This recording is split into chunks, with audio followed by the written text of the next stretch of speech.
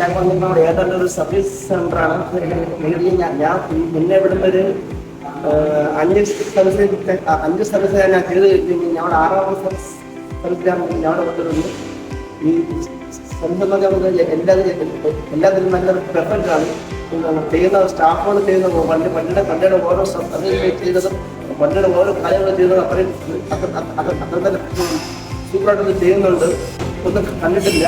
എന്തായാലും ചെറിയ കമ്പ്യൂട്ടർ എന്തായാലും അവർ ചെയ്ത് തരുന്നുണ്ട്. എന്നാലും സ്വാഭാവികമുള്ള ഓഫീസ് കാര്യങ്ങൾ സർവീസ് എല്ലാം പക്കയാണ്.